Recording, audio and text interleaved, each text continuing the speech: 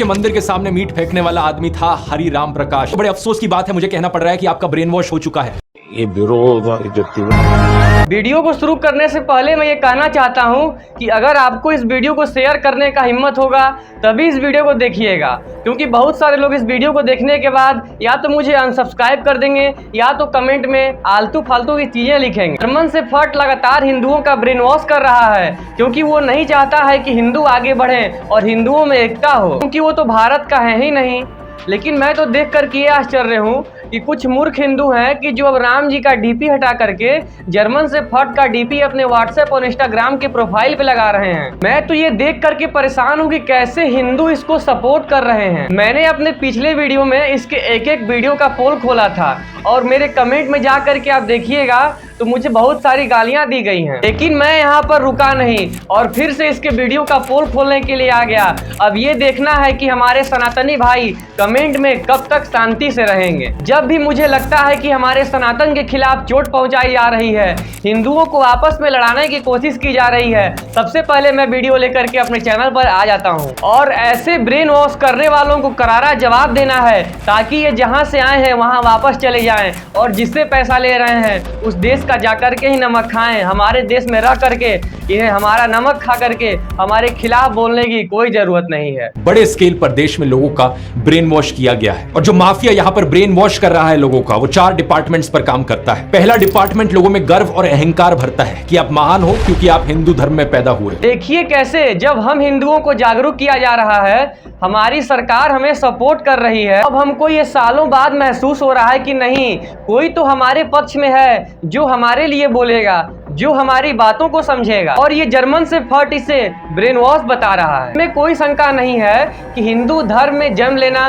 सौभाग्य की बात है, क्योंकि धर्म तो सिर्फ एक ही है, वो है सनातन। तीसरा डिपार्टमेंट आपके अंदर डर भरता है कि आपको खतरा है उन लोगों से। तीसरा डिपार्टमेंट तुम्हारा बिल्कुल सही कहता है कि हमें किन लोगों से खतरा है, हमें किन लोगों से सावधान रहना चाहिए। आज तक तीसरे डिपार्टमेंट पर किसी का ध्यान नहीं जा रहा था और हमें अब ये पता चल चुका है कि हमारे दुश्मन सिर्फ पाकिस्तान में ही नहीं है, हमारे बगल में ही है। और चौथा डिपार्टमेंट यहाँ नरेंद्र मोदी को मसीहा बनाता है कि सिर्फ नरेंद्र मोदी ही आपको बचा सकते हैं। बिल्कुल सही, अगर हमें कोई बचा सकता है तो वो मोदी जी हैं। आज तक हमारे धर्म पर लगातार हमला हो रहा था, लेकिन हम मेजोरिटी होने के बाद भी कुछ नहीं कर पा रहे थे, सिर्फ हाथ में चूड़ियां पहन करके बैठे थे। हमें यातनाएं झेलनी पड़ती थी, कहीं भी किसी का खून हो जाता था और हम कुछ भी नहीं कर पाते थे।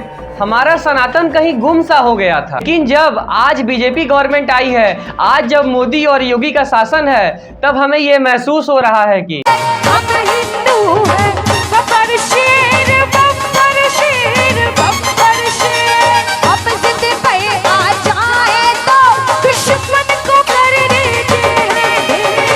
नरेंद्र मोदी को चाय बेचने वाले का बेटा कहना चाहिए, ये पत्रकारों की गलती है। 2014 में कांग्रेस नेता अहमद पटेल ने कहा था कि नरेंद्र मोदी कभी चाय वाला नहीं थे, बल्कि वो एक कैंटीन ठेकेदार थे। जब मोदी जी को घेरने के लिए कोई सवाल नहीं बचा है, तब इस जर्मन से फट की बौखलाहट जायज है। ये कैसे फालतू का मुद्दा बना रहा है कि मोदी जी बचपन में चाय नहीं बेचते थे, वो कैंटीन खोले थे। मोदी जी को चाय वाला कहना गलत है, क्योंकि वो चाय नहीं बेचते थे, चाय उनके पिता बेचते थे। मोदी जी पहले चाय बेचते थे या कैंटीन चलाते थे, ये तो सबको पता है कि कैसे छोटा सा बच्चा अपने पिता का सहयोग करता है। उसके पिता चाय बनाते थे और वो छोटी सी उम्र में जाकर के स्टेशन पर चाय बेचता था। ऐसे उसकी माँ दूसरे के घरों में जाकर के बर्तन का काम करती थी और अपने बच्चों का पालन पोषण करती थी। पहला मेरी जिंदगी का चुनाव है जब मैं माँ के पैर छुए बना जाऊंगा। करोड़ों माताएं हैं, उन्होंने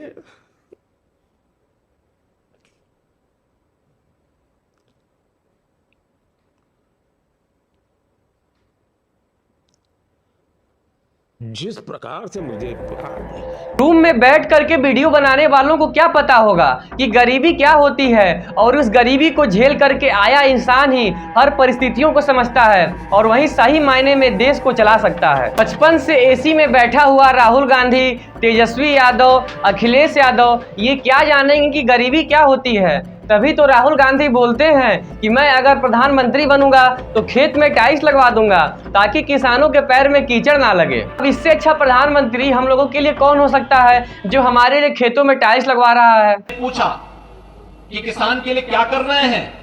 उन्होंने कहा किसान का इतना इतना विकास करा देंगे, इतना विकास हम किसान का कराएंगे कि किसान के खेत में हम टाइल लगा देंगे। इतनी बुरी हालत अंग्रेजों के जमाने में भी नहीं होती थी। ऐसे में अगर राहुल गांधी ने संकल्प लिया कि अगले 5 सालों में वो सभी 22 करोड़ गरीब लोगों को गरीबी से निकाल देंगे, तो इसमें क्या गलत किया। लेकिन पीएम मोदी इस बात पर भी तंज कसने लगे। उनके पास खुद कोई अपना विजन नहीं है। 80 करोड़ लोगों के हाथ में कटोरा पकड़ा दिया।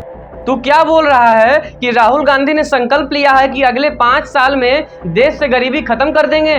जर्मन से आए हुए कांग्रेस और आम आदमी पार्टी के चमचे राहुल गांधी गरीबी कैसे खत्म करेगा, तू इसकी बात तो सुन ले। मशीन में आलू डाल करके सोना निकलवाएगा कि खेत में टाइल्स लगवाएगा, या धर्म के आधार पर लोगों को आरक्षण देगा और SC/ST का आरक्षण 50% से ऊपर करेगा। इसका मतलब यही है कि जनरल और OBC पाकिस्तान चले जाएंगे। इन हिंदुत्ववादियों को देश से निकालेगा और महिलाओं को 1 लाख हर महीने अपने पॉकेट से देगा। मूर्ख मैनिफेस्टो रिलीज करने से पहले सोचा ही नहीं कि 80 लाख करोड़ हर महीने कहां से आएंगे। कश्मीर को पाकिस्तान में दे देगा, CBI और ED को सेंट्रल गवर्नमेंट के अंडर में कर लेगा। और इस 60 साल में कांग्रेस पार्टी ने भारत को इतना आगे ले गया है, इतना विकास करवा दिया है। जर्मन से फट और इस पप्पू में ज्यादा अंतर नहीं है। और हमें इनकी एजुकेशन डिग्री देखने की भी कोई जरूरत नहीं है, क्योंकि हम इनकी बातों से ही समझ जाते हैं कि इनकी पढ़ाई कितनी है। नरेंद्र मोदी खुद इस बात को बार बार दोहराते रहते हैं। कहते हैं कि उन्होंने अपने परिवार को देश के लिए छोड़ दिया।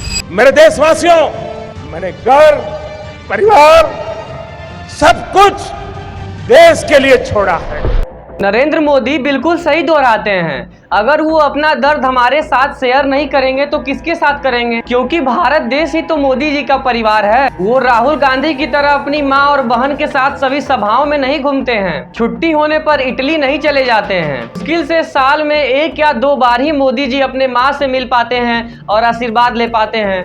अगर वो अपने परिवार के साथ गुजरात में रहते, अपने भाई, अपनी माँ, अपनी पत्नी के साथ रहते, तो आज दिल्ली में बैठ करके देश को नहीं चला रहे होते। अगर वो भी परिवार के साथ होते तो आज 20-20 घंटा हमारे देश के लिए काम नहीं कर रहे होते। उन्होंने अपना सब कुछ, तन मन पूरा शरीर भारत माता के लिए समर्पित कर दिया है। अगर उनका मकसद भारत को लूटना ही होता तो 3 बार मुख्यमंत्री और 2 बार प्रधानमंत्री बन करके वो इतना भारत को लूट लेते कि आने वाली 10 पीढ़ियां उनकी अय्याशी की जिंदगी जीती। लेकिन नहीं, 73 साल की उम्र में भी वो भारत की सेवा कर रहे हैं और वो जानते हैं कि जब तक मोदी की सांस है तब तक भारत को नरेंद्र मोदी की जरूरत है। आज सदियों बाद हमें ऐसा प्रधानमंत्री मिला है जो कि बिना किसी स्वार्थ के, बिना किसी अपने फायदा के, अपने पूरे शरीर को भारत के लिए समर्पित कर दिया है। इसीलिए आपसे हाथ जोड़ करके विनती है कि पोलिंग बूथ पर जाएं और अपना महत्वपूर्ण वोट जरूर दें। एक समय जब देश बर्बाद हो जाएगा तो इस पछतावे के साथ आप लोग कैसे जिएंगे कि भारत के निर्माण के लिए और सनातन को जगाने के लिए नरेंद्र मोदी हमसे वोट मांग रहे थे और हमारे पास वक्त नहीं था। और अगर आपको अभी भी समझ में नहीं आ रहा है कि भारत को प्रधानमंत्री के रूप में कौन सा रत्न मिला है, तो आप बहुत गलती कर रहे हैं।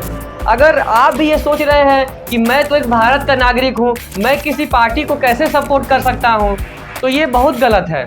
आप जरा खुद ही सोचिए कि साल 2014 से पहले का भारत क्या था और अब साल 2024 में भारत की क्या स्थिति है। आप खुद से एनालाइज करिए। कुछ बेकार के यूट्यूबरों की वीडियो देख करके आप अपना महत्वपूर्ण वोट तय मत करिए। अपने से अपना एनालाइज करिए और ये देखिए कि हमको किसको वोट देना चाहिए। रिजल्ट आपके सामने होगा।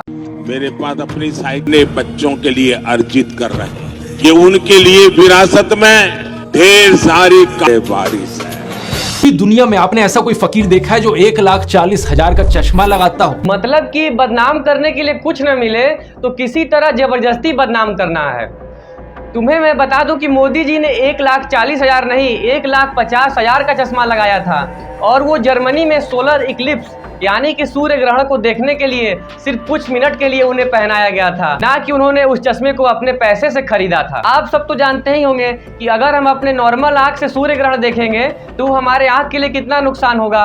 इसीलिए उसके लिए एक स्पेशल चश्मा मोदी जी को पहनाया गया था। बूढ़ी माँ को नोटबंदी के लिए लाइन में खड़ा कर दिया और खुद घूमते हैं 12 करोड़ की मर्सिडीज में।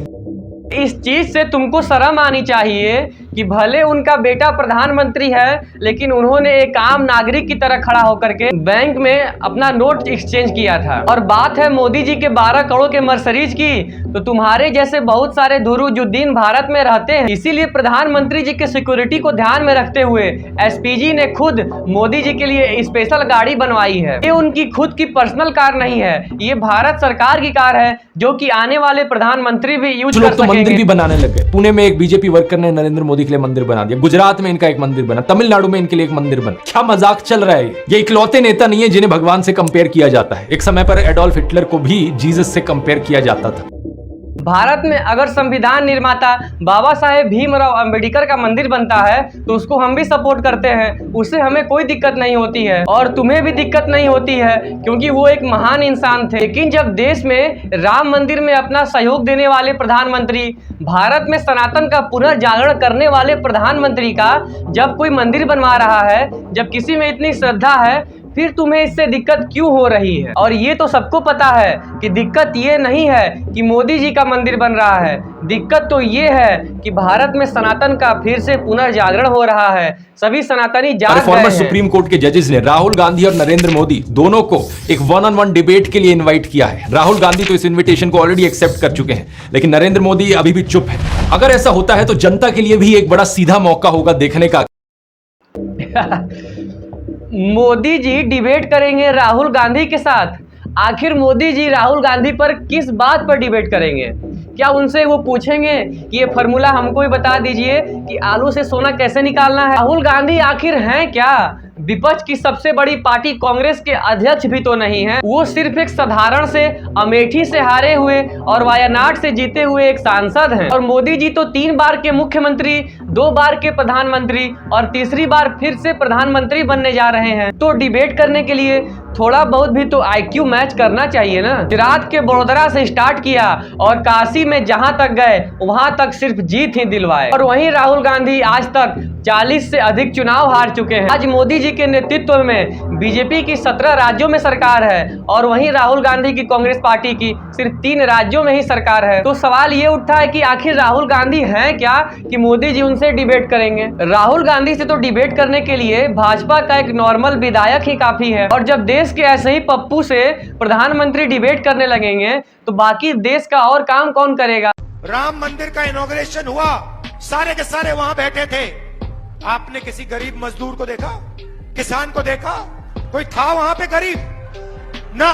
ये देखिए, ये दिव्य तस्वीरें ये भी कही जाएंगी क्योंकि ये जो श्रमिक हैं, जो ये श्रमिक हैं, ये वो श्रम साध्य लोग हैं जिन्होंने इस मंदिर के निर्माण में भाग लिया है और प्रधानमंत्री नरेंद्र मोदी उन पर। तो अब सवाल ये उठता है कि पहले तो इतने सारे रेट्स नहीं पड़ते थे, पहले भी CBI और ED थी, तो जब से मोदी जी आए हैं इतने रेट्स क्यों पड़ने लगे हैं?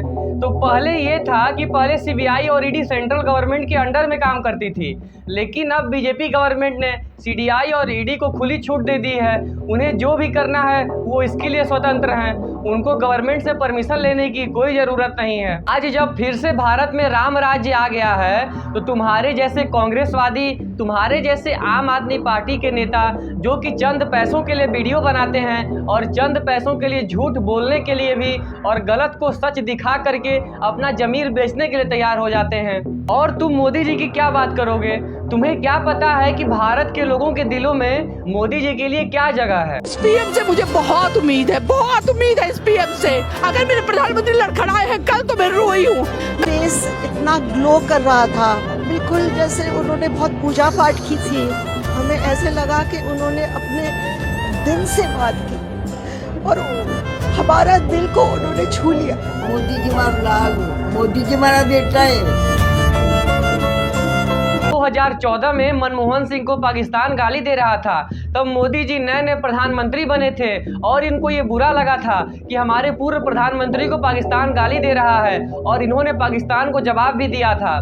लेकिन अगर यही तुम्हारी कांग्रेस पार्टी होती तो वो खुद ही पाकिस्तान का सपोर्ट करती और भारत में मोदी जी का खुद ही मजा लेती। तो फ्रेंड्स, कैसा लगा आपको हमारा वीडियो? तो हम अपने वीडियो में सनातन विरोधियों को जवाब देते हैं और सनातन के सपोर्ट करने वालों को सपोर्ट करते हैं, चाहे वो कोई भी हो। बहुत मेहनत करने के बाद हमारा ये वीडियो बना है और और हमें कमेंट्स में काफ़ी कुछ झेलना पड़ता है। इसीलिए आप इस वीडियो को सभी सनातनी भाइयों के साथ शेयर जरूर करिएगा और हमारे वीडियो को लाइक करके चैनल को सब्सक्राइब जरूर कर दीजिएगा। आपसे हम मिलते हैं अगले वीडियो में, तब तक के लिए जय श्री राम।